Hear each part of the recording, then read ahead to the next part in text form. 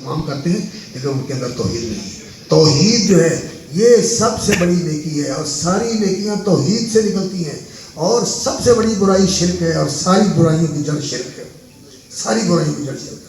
اور دنیا کے اندر کبھی امن نہیں آ سکتا، کبھی اللہ کی رحمت نہیں آ سکتی جب تک اللہ کی توحید خالص نہیں ہوگی۔ خالص توحید مانی جائے گی تو اللہ کی رحمت آئے گی۔ جب اللہ تعالیٰ کے ساتھ دوسروں کو شریک بنایا ہوا ہے تو پھر اللہ رب العزت کی مدد کیسے آئے گی؟ اس لیے آپ توحید کو سمجھیں اور لوگوں کو سمجھائیں، لیکن اس کے لیے میں ایک بات عرض کروں گا، لوگوں کو یہ نہ کہیں کہ تم مشرک ہو، لوگوں کو ہم مسلمان ہیں، تم کلمہ پڑھتے ہو ہم بھی پڑھتے ہیں، آؤ دیکھیں قرآن کیا کہتے ہیں، اللہ کے رسول کی سیرت کیا کہتی ہے، اللہ کے رسول کا طریقہ کیا کہتا ہے، صحابہ کی طریقہ کیسا تھا، اس کی طرف لے کے آئیں اور الجھاؤ میں نہ پڑے۔ اگر بات مانتے ہیں تو ٹھیک ہے، دعا بھی کریں ان کے لیے اور سمجھا کے اپنی بات پوری کر دیں، اور پھر فتح بازی کرنا اور ان کو یہ کہنا کہ تم ایسے ہو تم ایسے ہو، اس کی ضرورت نہیں۔ یہ کہنا چاہیے کہ مسلمانوں کے اندر ایسے ہیں جو یہ کام کرتے ہیں، کسی کو نہ کہے کہ تم کرتے ہو، مسلمانوں کے اندر ایسے ہیں جو یہ کام کرتے ہیں، لیکن قرآن یہ کہتا ہے کہ مسلمان ایسا نہیں ہوتا۔ مسلمان کیسا ہوتا ہے؟ اللہ نے قرآن مجید میں بتایا کہ یہ طریقے ہیں مسلمانوں کے۔ وما كان للمؤمن ولا مؤمنة إذا قضى الله ورسوله أمرا أن يكون لهم الخيرة من أمرهم۔ اللہ کی بات آ جائے، اللہ کے رسول کی بات آ جائے، ہمارا اختیار ختم ہو جاتا ہے، ہم نے ماننا ہے، سمجھنا ہمارا۔ اور ان المسلمین والمسلمات والمؤمنین والمؤمنات والقانتین والقانتات والصادقین والصادقات والصابرین والصابرات والخاشعین والخاشعات والمتصدقین والمتصدقات والصائمین والصائمات والحافظین فروجهم والحافظات والذاکرین اللہ کثیرا والذاکرات اعد اللہ لهم مغفرۃ واجرا عظیما۔ یہ ہے مسلمانوں کی صفات، التائبون العابدون الحامدون السائحون الراکعون الساجدون العاملون بالمعروف والناہون عن المنکر والحافظون لحدود اللہ وبشر المؤمنین۔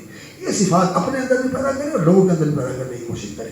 تو یہ توحید ہے، اور توحید کے ساتھ سنت ہے، رسول اکرم صلی اللہ علیہ وسلم کی پیروی اور آپ صلی اللہ علیہ وسلم کی اتباع اور آپ صلی اللہ علیہ وسلم کی اطاعت اور آپ صلی اللہ علیہ وسلم کی زندگی کو اپنی زندگی کے اندر اتارنے کی پوری کوشش کرنا۔ اور آخری باب جو لے کے آئے ہیں باب قول اللہ تعالیٰ ونظر الموازین القسط یوم القیامہ، کہ اللہ رب العزت نے فرمایا کہ ہم عدل کا ترازو قائم کریں گے۔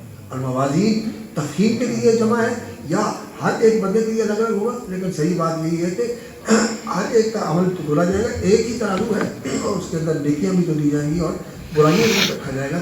نیکیاں بھاری ہوں گی اور برائیاں ہلکی ہو جائیں گی، اور کئی لوگ ہوں گے ان کی نیکیاں نہیں ہوں گی تو ان کی برائیاں بھاری ہو جائیں گی۔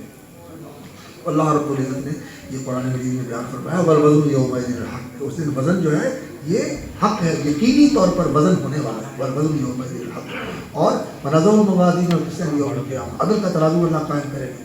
القسط عدل، اور عدل اور قسط یہ دونوں مترادف ہیں، دونوں مترادف ہیں۔ انصاف جو ہے وہ اس کا معنی نہیں ادا کرنا، انصاف جو ہے اس کا معنی ہوتا ہے ادا کر دینا، ادا کر کے آدھا اس کو دے دیا آدھا اس کو دے دیا، اور حق ان کا بنتا ہے، اس کا چوتھائی بنتا ہے، اس کا تہائی بنتا ہے، تو آپ نے تو غلط کر دیا، یہ بے حسابی ہوگی۔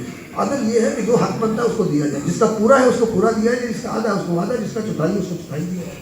آج کل لوگوں نے نا عجیب و غریب کام شروع کیا ہوا ہے کہ اللہ کی شریعت کو بدلنا شروع کیا ہوا، نکاح کے معاملات کے اندر اور وراثت کے معاملات کے اندر اور دوسرے معاملات کے اندر ایسی قانون سازیاں کر رہے ہیں جو کہ اللہ کے دین کے خلاف ہے، اللہ کی شریعت کے خلاف ہے۔ اس طرح اللہ کے ساتھ یہ جنگ ہے، سود بھی اللہ کے ساتھ جنگ ہے، اور اللہ کے قانون کے خلاف قوانین بننا یہ بھی اللہ کے ساتھ جنگ ہے۔ اللہ تعالیٰ ہمیں توفیق عطا فرمائے کہ ہم اللہ کے فرما بردار اور وفادار بندے بن جائیں، اس کے دین و شریعت کے محافظ اور علمبردار بن جائیں۔ ثم جعلنا کا شریعت من الامر، آپ کو اللہ رب العزت نے شریعت کے اوپر کھڑا کر دیا اور اس کی آپ نے پیروی کرنی ہے، فتبع، اس کی پیروی کرو، ولا تتبع اهواء الذین لا یعلمون، اور جن کے پاس علم نہیں جو جاہل ہیں ان کے ہوا اور خواہشات کی آپ پیروی کریں، تتبع اهواء الذین لا یعلمون انہم لن یغنوا عنک باللہ شیئا۔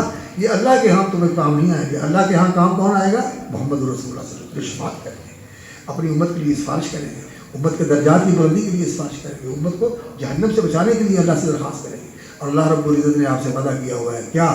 وَلَسَوْفَ يُعْطِيكَ رَبُّكَ فَتَرْضَىٰ، اے میرے نبی آپ کو اللہ دے گا، ایسا دے گا کہ آپ کو راضی کر دے گا، آپ کو راضی کر دے گا۔